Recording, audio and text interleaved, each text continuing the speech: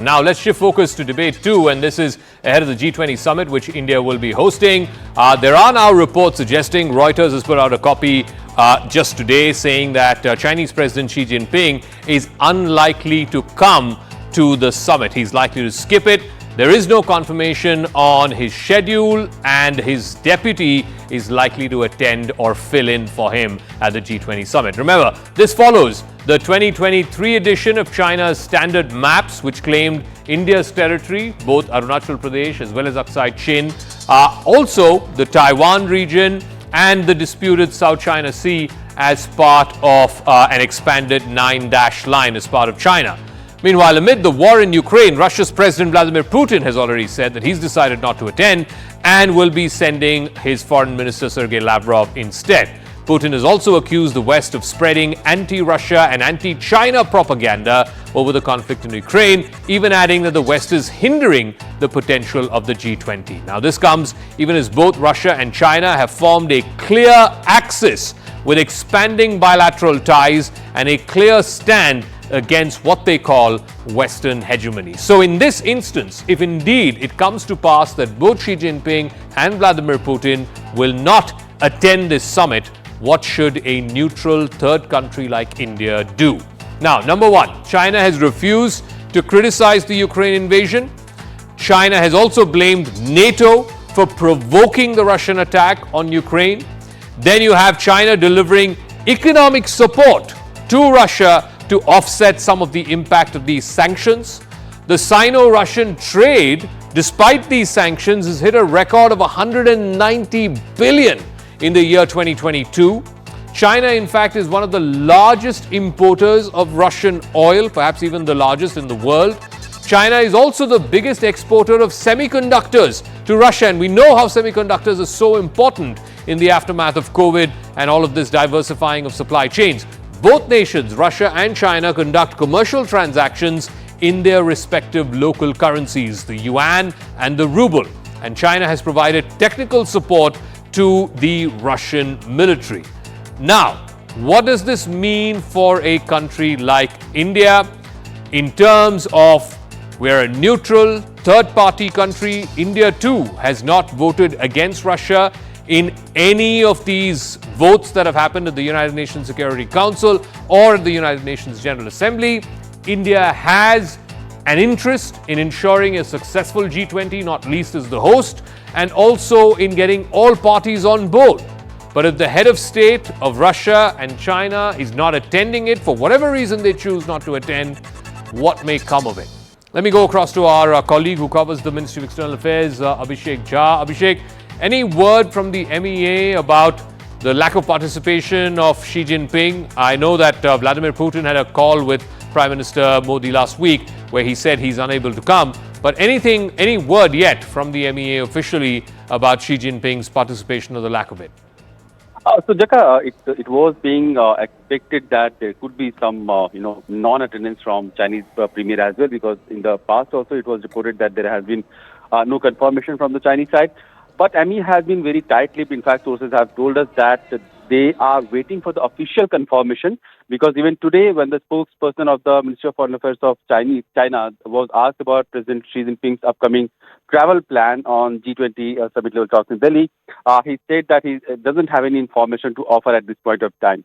Now it's just about 1 week left for the G20 summit to start, and even now, if the Chinese president doesn't have a plan, it looks a little suspicious that his participation may not be there, and MEA is still waiting for an official communication from the Chinese side, and probably then they will react on the reasons or how they are, taking this absence of Chinese president and maybe his replacement of Chinese Premier Li Qiang.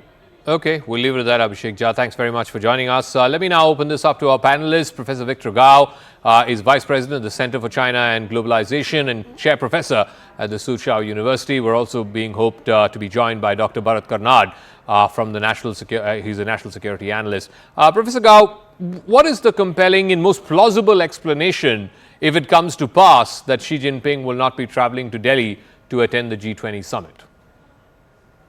Well, first of all, China attaches great importance to G20 summit meetings. And as a rule of thumb, the Chinese president will participate in such summit meeting.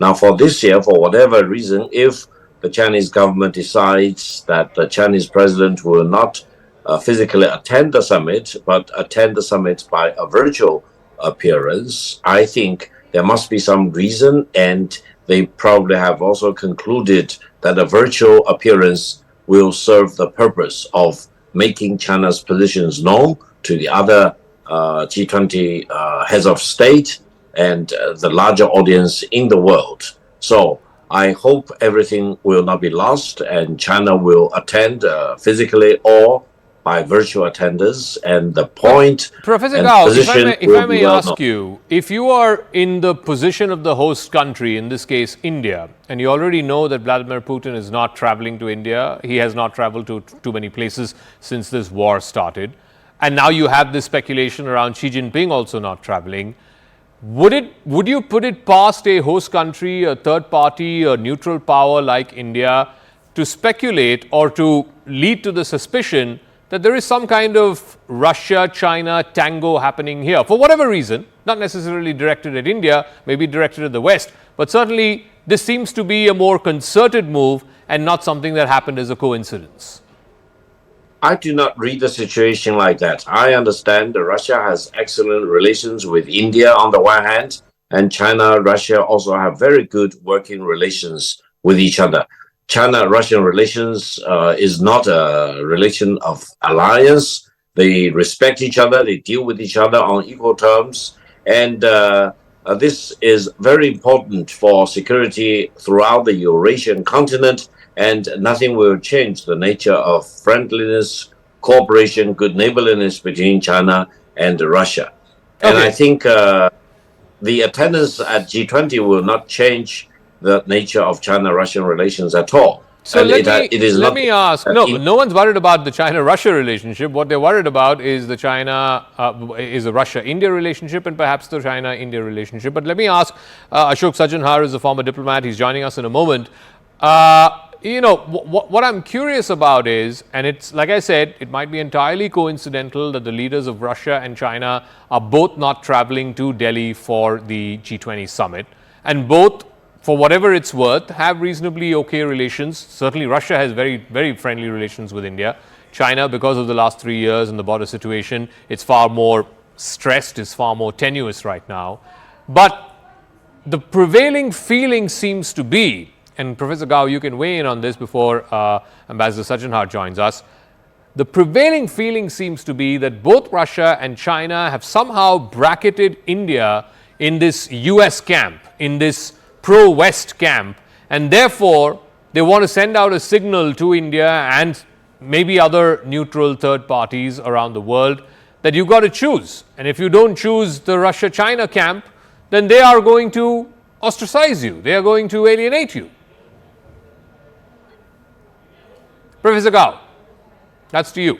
Well, first of all, I don't think a great nation like India fears about being ostracized by any other country. Secondly, if any country wants to ostracize India or a similar country, I think the attempt will fail, because India is a country that you need to deal with on equal terms, with full dignity and respect.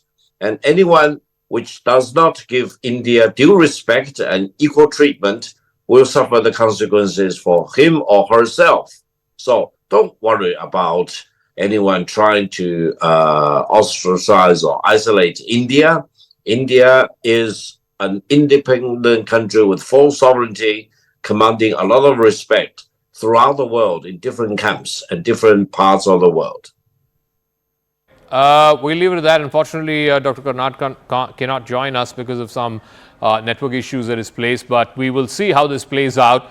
Like I said, and I'm putting out an article on this, which I've authored, which will come out on News18.com tomorrow morning, about why I believe that this is, while on the face of it might look like a coincidence, but it will be read as a concerted sort of effort, if you will, by both Russia and China. And clearly, this is going to be the big defining question of our time. How will countries like India, neutral third-party powers as it were, How will they walk this fine balance between what is increasingly being called a new Cold War with the US and its allies on the one side and China and Russia on the other side? Where does this leave neutral third-party countries like India? But that's going to be a debate that we will have in the run-up to the G20 and perhaps even beyond. But talking about the run-up to the G20, the government is all prepared for the G20 summit that is going to happen on the 9th and 10th in the national capital as India is taking the lead in the global stage. This is a CNN News 18 special report about how preparations are being put in place in full throttle, from hotel rooms to menus that are being specially catered for the G20 delegates, and of course the security preparations that are being put in place in the national capital. All of that and more coming up in the next few minutes. Thank you very much for tuning in. I'll catch you again tomorrow night, same time. Good night.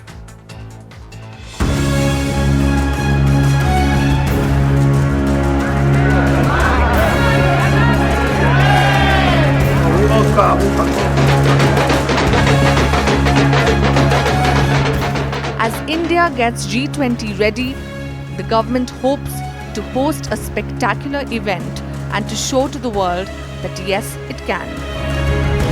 While presidency of the G20 has come naturally and as a matter of procedure to India, it's important for the government to showcase to the world that India can stand up to the turmoil in the neighborhood and also leave a footprint in the global space. With irritants like China trying to surge ahead. On multiple occasions, PM has made the point that it's tough to ignore India. This is one reason why the PM insists on meeting the Indian diaspora on his travels abroad.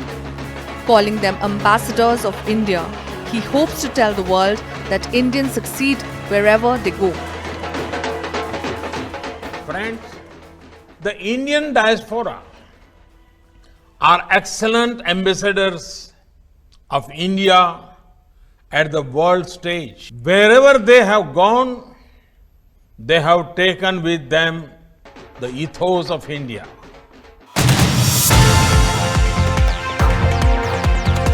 The government plans to use this as a benchmark for 2024 too, to make the point that India and its PM is Vishwamitra, a friend for all and the world, where the vaccine Maitri, when India supplied to many needy countries who were short of vaccines, to help the earthquake victims of Turkey, to evacuation of those stranded and caught in the Russia-Ukraine war.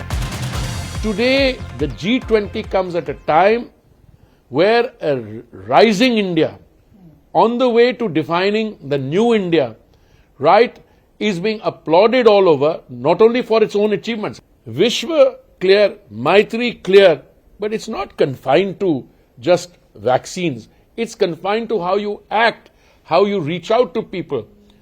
Why the World Bank, why the Gates Foundation think that what you're doing for India is replicable on a larger scale in the global south.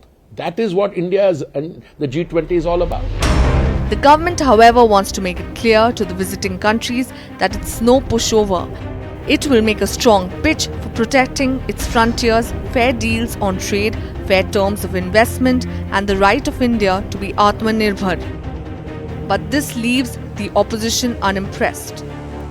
The G20 summit is being used as a political gimmick. Even the symbol has the lotus in it.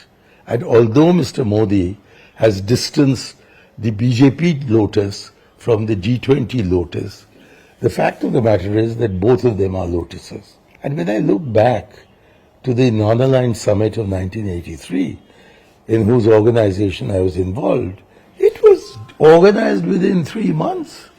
And we didn't have all this closing of roads and repainting of the city and so forth that is now going on. So all this is excessive. यही दहाड़ है जो वैज्ञानिकों को रोमांचित करती है. There is, however, no denying the fact that as India gets independent in trade and economic terms, as growth stories come out of villages, as countries clamour to do business with India, and as we are on the moon post-Chandrayaan mission, the PM and his pitch for strong India can no longer be ignored. If there has been one hallmark of this government, in this tenure at least, it has been a stress on improving India's global image. And that is the reason why the Prime Minister, when he goes abroad, he always talks about the work done by the Indian diaspora, as well as how India is becoming increasingly Atmanirbhar. No longer should we accept the tag of being the third world or developing country. And in that sense, the G20 summit is going to be yet another attempt being made by this government, by the BJP and the Prime Minister himself, to make the point that it's going to uplift the image of his government and that of the country. With Chintan Depuri in New Delhi, Pallavi.